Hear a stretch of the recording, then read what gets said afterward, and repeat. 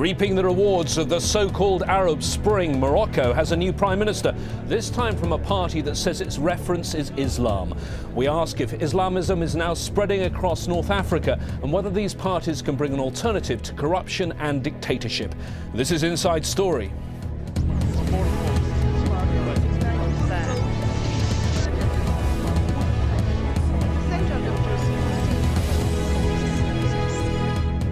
Hello there and welcome again. I'm James Bays. As revolution has spread across the Arab world, in Morocco, they didn't try to bring down the kingdom.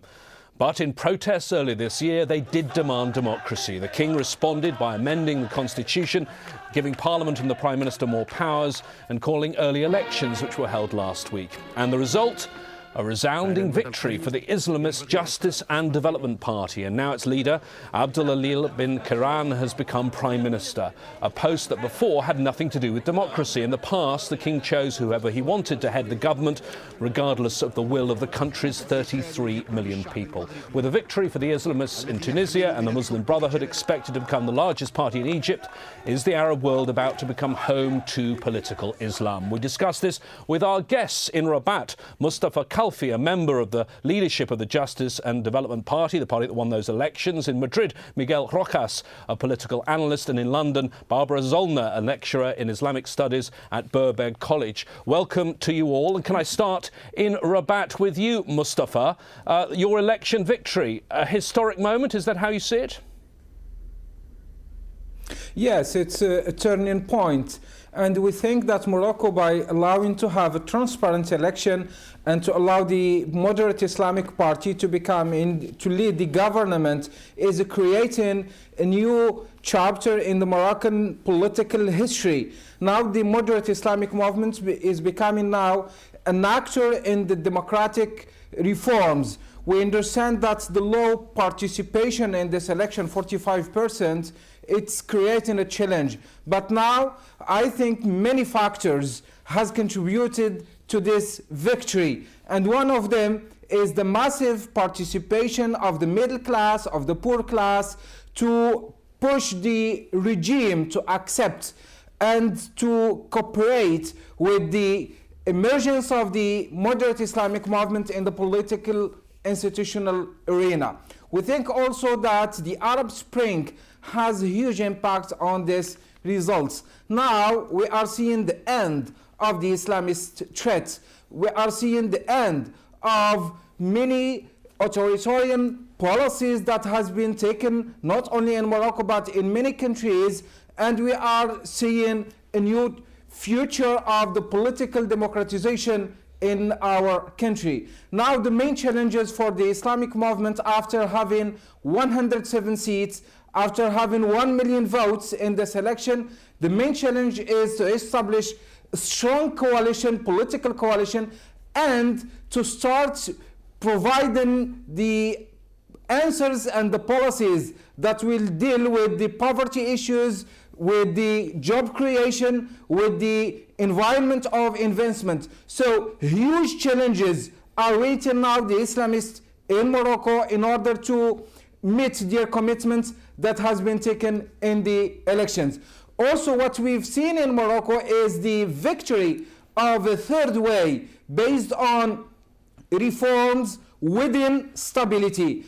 A model that has been started in Morocco 15 or at least 20 years ago and led to the first political participation in 1997 with the PJD, and they had only 9 seats. Now it's a huge process of success, and we are looking that this victory will lead to a Moroccan model for democracy and development and justice. Mustapha, you used the term Islamist there. I've already used it several times. I think probably before we continue our discussion, it'd be useful to bring in Barbara here. That term Islamist means different things to different people. Can you tell us, this party, Mustapha's party, they go by the French initials PJD, how do they fit into the spectrum of Islamic thought?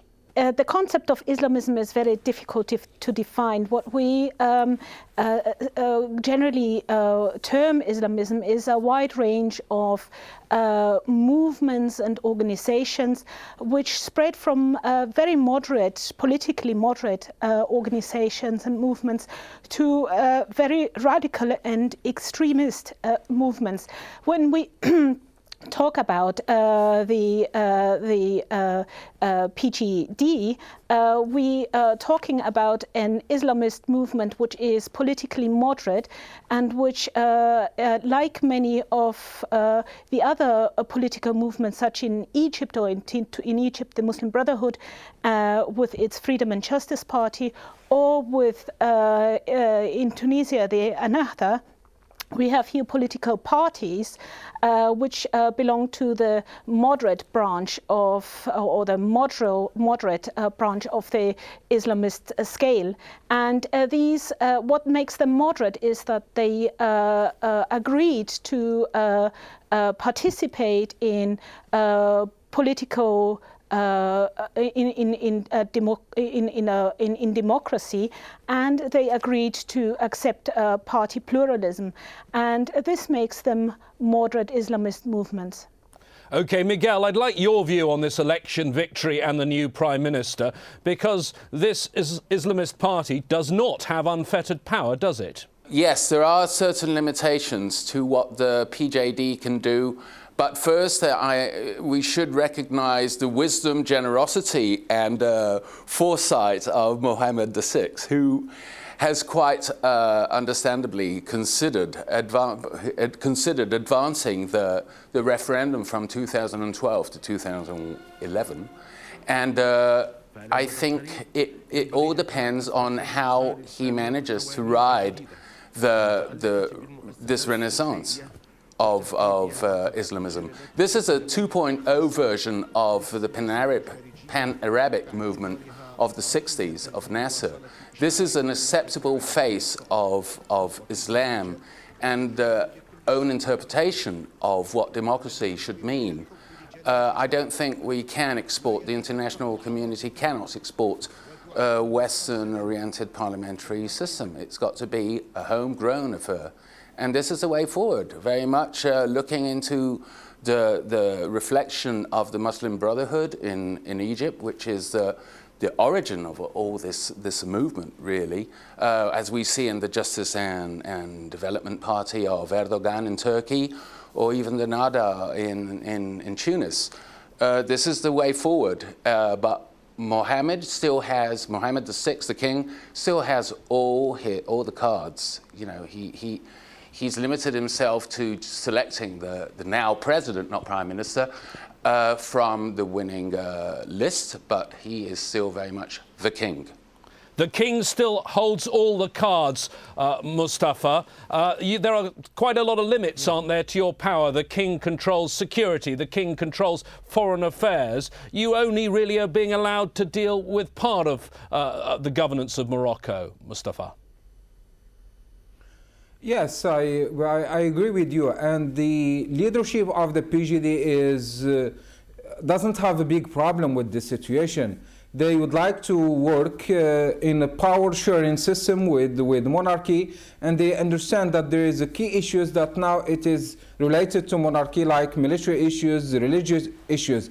But questions related to the economic affairs, social affairs, cultural affairs, all these issues are related to the elected government. And the main challenges now for the PJD and for our party now here in Morocco is to focus on the economic and social priorities. This is the main thing that we are presented in our program. And we think that the new constitutional framework, in terms of giving more power to the government, in terms of giving a constitutional status to the government, in order also the current constitution is given a constitutional framework for the nomination process. all this is given an opportunity to the PJD to use the opportunities that this new constitution is given to the coming government. So this it's another thing. And we are not going to have a conflict or a challenge or a tensions. Will you not? Because there are issues like rampant corruption, and some have alleged that the corruption is very close to the royal palace. Now, is this not going to be an area where you are going to have a clash as we go down the line, Mustapha? No, how we are seeing these questions, we are looking to the future. The king in the March 9 speech was clear about linking responsibilities with accountability. And what we are looking to have is to have an effective judiciary system. So we are looking to future, and also the king is now looking to fight corruption. This could be a problem for some people who try to exploit this kind of the corruption that has prevailed in the past in our system. And one of the priorities of the PJD is to fight corruption. Yes, this could create some tensions with some people, but we think that now there is a new era in Morocco, and the people are asking for genuine democratic reforms. And one of the main aspects of this genuine reform is to fight corruption. We are going to work and to fight corruption, and if we can't succeed in doing so, we are going to tell the truth to our people. Miguel, can I ask you, is this what you think the people of Morocco want? Because if you look at the turnout, it was just 45%, and some estimates are saying as many as 25% of those ballots were spoiled. So are there some people who'd like to see a lot more democracy in Morocco? Well, perhaps the system could need some overworking, perhaps. My estimate is about 1 in 4 have voted, but it is an improvement. You know, this is the way forward, but really corruption is one of the cutting edges there. It's rampant, it's completely established, and it's completely across the board. So really it's going to take quite some amazing footwork by the PJD to carry this forward. Even within the PJD, they do have, I think the actual meeting with the king did have a certain amount of symbolism, because there was, I think, one of the PJD mayors in the town where the meeting took place. He had to, he was moved aside because of corruption accusations, I think. Can I ask you, Barbara, now about the PJD, the Justice and Development Party, because it's the same name in English as the Turkish AK party. When you translate that, do you see Turkey as an important model here, Barbara? Turkey is definitely an important model. It's for 2 reasons. One, it is a model for the West, which shows to the West that an Islamist party, or a party which uses Islam as a source of reference, is not necessarily a radical or extremist party, but that it is actually a party which, or that these are parties now which are willing to take part in democratic politics. So for the West it is important, but it is equally important to Islamist parties, or the model, or the Turkish model, is equally important to Islamist parties, to see that it is not necessarily a question, or it is not necessarily an issue to seek confrontation with the West. And I would say the Muslim Brotherhood is in constant discussion with the Turkish government, and is learning from its example day by day. Mustapha in Rabat, can I ask you about those people that spoiled their ballots, those people who say this is not enough democracy, and also about Human Rights Watch reporting that some 100 activists who'd claimed there should be or wanted a boycott of this election actually were called in for questioning by the police. That's very worrying, isn't it? That's not proper democracy. In some way, I agree with you that now Morocco is in the first steps of a democratic transition.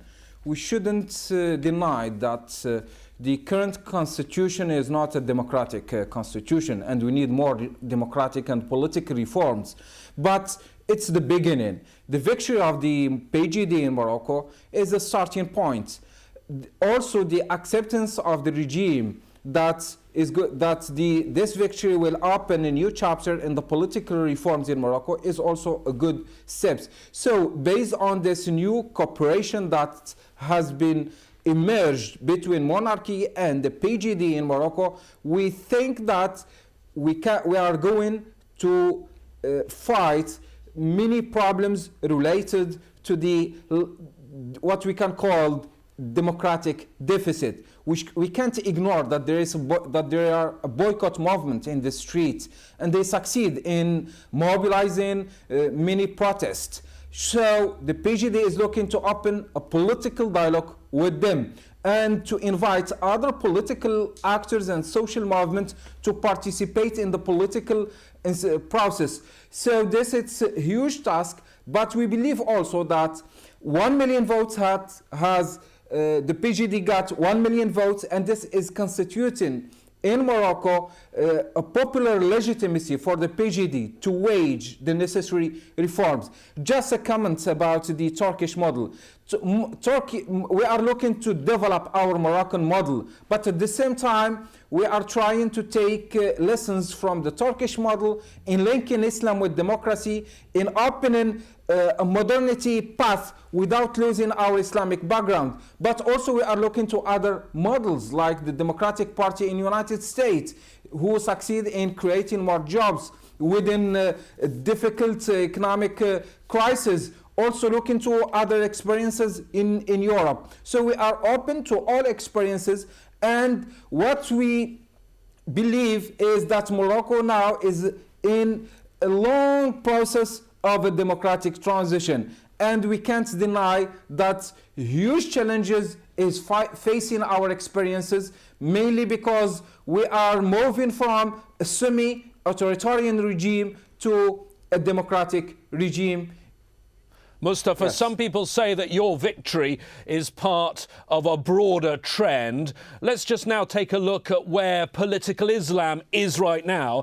In Tunisia, Ennahda, an Islamic or Islamist party, won 41% of the vote in the Constitutional Assembly. As we've just talked about in Morocco, the Islamic Justice and Development Party won the largest share of the vote and will now lead the coalition. As elections are underway in Egypt, the Muslim Brotherhood are expected to become the country's biggest party. And although no elections have been held in Libya, the Islamists are expected to have a major role in the post-Gaddafi era. And in Yemen, once Ali Abdullah Saleh formally steps down, the Yemeni Congression for Reform, also Islamic, are forecasted to win by a significant majority. Barbara, do you see this as a big trend across North Africa and the wider Middle East? Yeah, definitely. I mean, it is a trend, and but it is a trend which is not does not come unexpected. When we look into, let's say, the current or the recent political history in Egypt, in 2005 we had elections where the Muslim Brotherhood already had a landslide victory with a limited range of possibilities they had back then. and not being acknowledged as a political party. Now they do have a political party, the Freedom and Justice Party. So it does not come unexpected at all that the Islamists or that Islamists will contribute or will take a big chunk of the future parliaments in the region. But what is important is, whereas in the past they had access or had access to the political system through formal and but moreover through informal political networks, whereas for the Muslim Brotherhood, such as syndicate or social welfare movement or social welfare system, now they actually have political parties which will be sitting in parliament and which are accountable. This is a challenge for Islamist movements or Islamist parties, because whereas in the past they not necessarily were, that they could make promises, but now they can be held accountable to their promises, and we will see in the next few years what kind of effect that has on the popularity of Islamist parties. Miguel, can I ask you about this trend? Is it that the region is changing, or is it just that the Islamists are united and the other parties are all divided in very small groups? I think something that the Islamists have developed is a sense of pragmatism. I think they have come to understand that there are certain forces that one cannot just cast aside by invoking jihad. There must be a way of negotiating with it, with the power. For example, in the case of the Muslim Brotherhood of Freedom and Justice, it will be interesting to see how many candidates they actually deploy for the elections in Egypt. Because the chances are, if they actually went 100% of the circumscriptions in Egypt, you may end up with a Muslim Brotherhood landslide. And perhaps that would not be the way forward. They must slowly move forward, but not through a landslide. So we'll have to see how pragmatic they have become in all these years of persecution and literally on the clandestine side of things. Barbara, can I ask you about the way this is going to be seen in the United States and there where you are in Europe? How do you think governments are going to respond, and will they be worried about this? Can I just add to the previous speaker? In Egypt, it is clear that they already have about 60% of the candidates are on the lists. There is the possibility that the Freedom and Justice Party might even, that there will definitely be the biggest fraction in a future parliament. They might even get a majority, which I agree is to a certain extent it is worrying. But tell us, how do you think governments are going to react to it? Give us a quick answer, both there in the EU and in the States. How governments... with the Brotherhood, it is clear that the West, or more specifically the US, already established relationships with the Muslim Brotherhood in Egypt, and that there are talks between the two sides. The crucial issue is, and the Muslim Brotherhood or the Freedom and Justice Party, they announced that they will honor the peace treaty with Israel. They also are very clear in saying that they want to be part of the political system, democratic political system, that they see themselves as, or that the way they define the political system is a civil state based on Islamic values. So this sounds all very well. The crucial question remains, however, the crucial question, as ever, is the question of Israel. And I would like to get a point in now to Mustapha, please. Mustapha, Western governments may be worried about your victory. Quickly answer me this question. Can you be trusted as an international partner?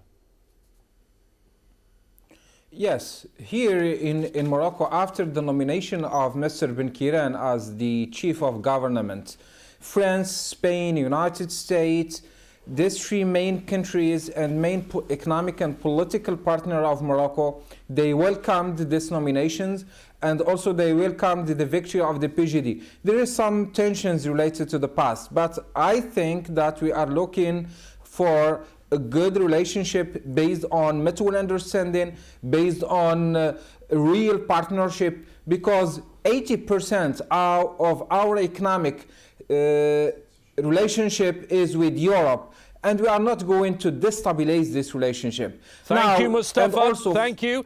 Thank you to all our guests in Rabat, Mustapha Khalfi, in Madrid, Miguel Rozas, and in London, Barbara Zollner. And thanks to you for joining us. I hope you feel you now have the inside story. If you don't, or if you want to give us your view, or if you have an idea for our next programme, tap out an email, insidestory@aljazeera.net. I'll be here when we meet again in 24 hours' time. Bye for now.